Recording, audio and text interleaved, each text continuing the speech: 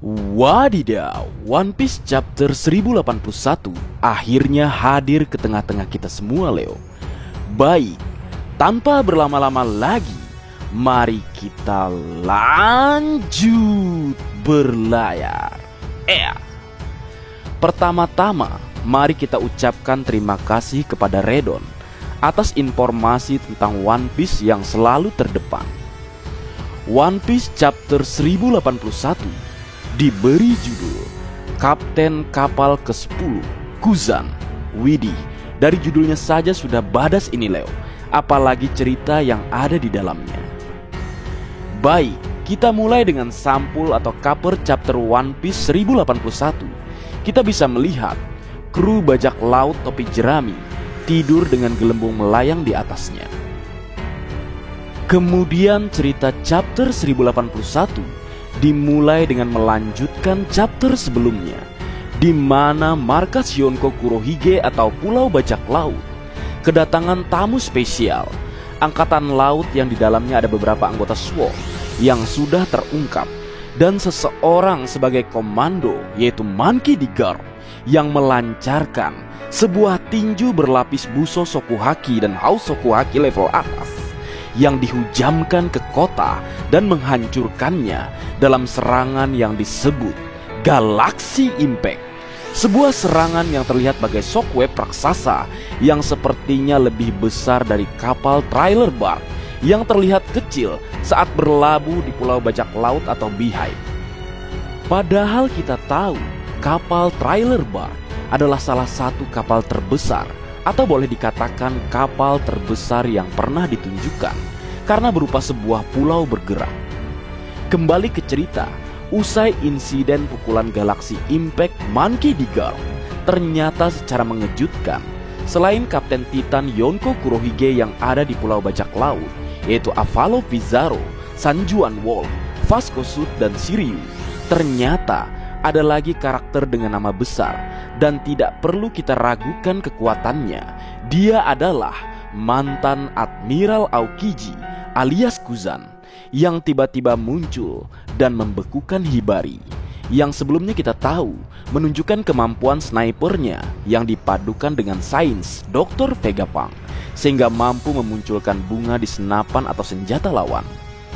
Setelah Aokiji membekukan Hibari, dengan cepat juga Koby berlari untuk membantu Hibari dan berlanjut. Kemudian mantan Admiral Aokiji pergi menghadapi Monkey D. Garp. Namun bajak laut Blackbird atau bajak laut Kurohige lainnya atau Kapten Titan Yonko Kurohige tidak bersamanya. Dan sesuai judul, akhirnya sah sudah, mantan Admiral Aokiji adalah sosok ke-10 dari deretan Kapten Titan bajak laut Yonko Kurohige. Ngeri, Le. Dengan begini sudah dipastikan memang ke-10-nya adalah monster. Coba kita ingat, ada Burgess dengan buah iblis penambah kekuatan atau Buk-Buk Fruit. Kemudian ada Van Augur dengan kekuatan buah iblis teleport. Kemudian Doki dengan kekuatan penyakit dan kudanya Stronger dengan kekuatan Pegasus. Kemudian Katarina Devon dengan kekuatan rubah ekor 9 yang salah satunya bisa membuatnya meniru wajah dan keseluruhan tubuh orang lain. Lalu ada Vasco Sud dengan kemampuan minuman keras, Sanjuan Wolf dengan kemampuannya memperbesar tubuhnya hingga menjadikannya sebagai yang terbesar di dunia One Piece. Kemudian Avalo Pizarro dengan kekuatan pulau yang membuatnya bisa menjadi apapun yang berhubungan dengan pulau, entah itu batu, dinding, lantai, dan lain-lain. Kemudian ada Shiryu dengan kekuatan tak terlihat yang dipadukan tentunya dengan kekuatan pedangnya. Selanjutnya Lavitte, kekuatannya belum ditunjukkan, namun dia memang sejak awal sosok yang berbahaya bahkan sebelum bergabung dengan Kurohige. Kekuatannya juga belum diketahui, hanya saja pernah terlihat dia menggunakan sayap saat kemunculannya bersama kelompok bajak laut Kurohige. Dan selanjutnya yang terakhir, Aokiji alias Kuzan dengan kekuatan beku. Memang deretan 10 monster yang dipimpin seorang kapten Dan seorang Yonko yang juga satu-satunya yang diketahui saat ini menggunakan dua kekuatan buah iblis secara bersamaan, yaitu kekuatan gura-gura dan kegelapan, Badas. Berlanjut ke kemunculan Aokiji yang menemui Monkey D. Garp sendirian. Karena saat kemunculannya saja dalam sebuah panel, Shiryu berkata sebaiknya lari ketika melihat kemunculan sang hero legendaris, sang rival Raja Bajak Laut Goldie Roger. Aokiji berkata, apakah kamu bisa membunuh mantan murid nomor 1 atau pertamamu untuk menyelamatkan muridmu yang sekarang? Ucapnya pada Garp. Aku suka bagaimana kamu selalu melakukan apapun yang kamu suka. Sekarang aku melakukan hal yang sama. Itu sebabnya aku mengikuti Teach. Aokiji menambahkan. Garp kemudian menjawab, kupikir aku mengajarimu untuk hidup di masa sekarang, ucapnya. Dan akhirnya kilas balik atau flashback tentang Marshal D. Teach dan Kuzan dimulai. Momen kilas balik terjadi di sebuah pulau atau suatu pulau tertentu. Dalam timeline 1 tahun setelah pertarungan yang juga dikatakan pertarungan salah satu yang terdahsyat antara Aokiji melawan Akainu di Pulau Fang Hazard, di mana akibat pertarungan keduanya membuat Fang Hazard menjadi pulau dengan dua kondisi cuaca, yaitu cuaca beku dan cuaca panas. Akibat efek dua kekuatan admiral yang beradu, kekuatan es dan magma, yang mana kita tahu pertarungan tersebut dimenangkan oleh Akainu dan mengantarkannya sebagai seorang fleet admiral saat ini. Masih dengan flashback Aokiji, bagian dari kelompok bajak laut Kurohige tiba di pulau itu atau sebuah pulau, dan mereka melihat beberapa nakama atau kru mereka membeku. Nggak tanggung-tanggung ada 3 kapten Titan Kurohige yang membeku. Mereka adalah Sanjuan Wolf, Vasco Sud, dan terakhir Doki. Bajak laut Kurohige masuk ke dalam bar dan melihat Aokiji alias Kuzan. Lalu mereka minum dan bergaul bersama. Laffite membisikkan kaptennya Marshal D. Teach untuk membunuh Kuzan dan mengambil kekuatannya untuk kru. Kuzan mendengarnya dan membuatnya marah, lalu bersiap melawan mereka, Kurohige dan krunya. Namun sebelum bentrokan terjadi, Kurohige meminta maaf atas kata-kata Laffite dan menawarkan Kuzan alias Aokiji untuk bergabung dengan kelompok bajak lautnya. Kurohige bertanya kepada Kuzan tentang pria dengan bekas luka bakar, karena tampaknya pria itu memiliki rod poneglyph yang terakhir atau yang tersisa. Dikatakan jika pria dengan bekas luka bakar mengendarai kapal hitam, dan dia dapat membuat pusaran air untuk menenggelamkan musuhnya di laut. Kita dapat melihat siluet kapal saat keduanya membicarakannya. Ngeri juga nih sosok dengan luka bakar, sebuah kapal hitam, dan kemampuan menciptakan pusaran air laut untuk menenggelamkan kapal lawan. Mengingatkan kita dengan sosok Flying Dutchman dalam film Pirate of Caribbean yang menggunakan sebuah kapal mengerikan dan seekor kraken yang mampu menenggelamkan kapal musuh-musuhnya. Kemudian kembali ke sosok dengan luka bakar.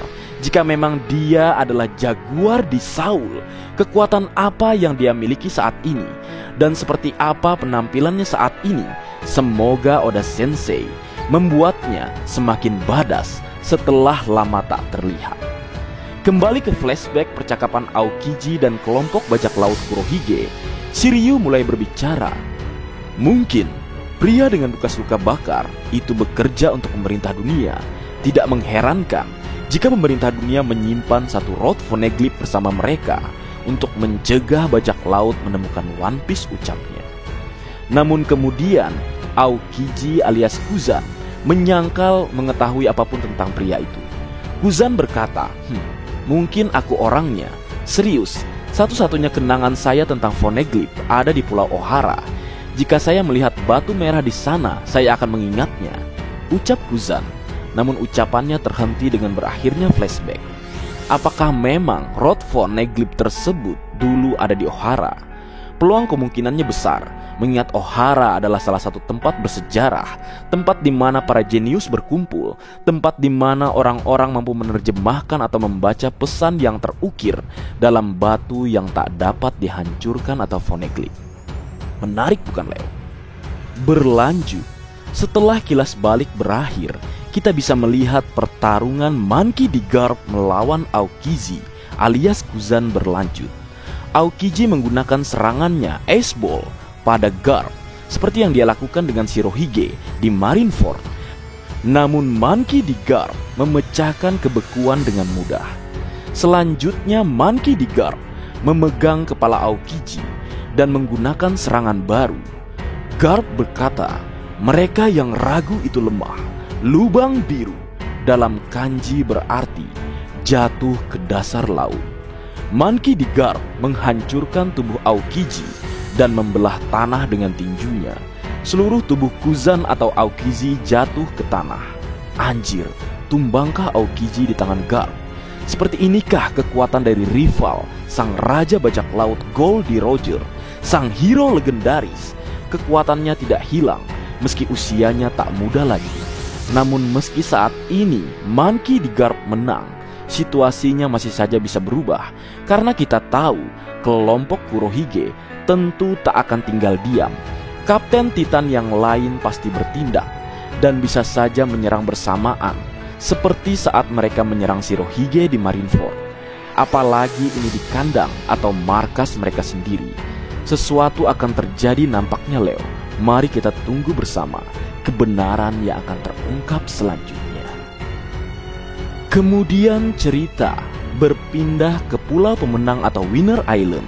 Trafalgar di Waterloo telah dikalahkan. Kurohige alias Marshal D. Teach terengah-engah dengan darah di wajahnya. Sengit nampaknya pertarungannya, Leo. Kemudian dia memutuskan apa yang harus dia lakukan sekarang. Teach tertawa. Apa yang harus kulakukan dengan kekuatannya? Haruskah aku menggunakannya? Atau mungkin aku harus menjual kekuatannya? Ucap Teach. Selain harganya yang mahal, buah iblis laut ini spesial. Bayangkan saja jika Kurohige alias Teach ternyata menggunakannya. Room. Waduh, ngeri, Leo. Berlanjut, melihat situasi sulit yang terjadi, Beppo yang juga melihat apa yang terjadi dengan kaptennya, kemudian langsung meminum obat khusus yang diberikan oleh Tony Chover. Obat ini membuat Beppo berubah menjadi bentuk sulong.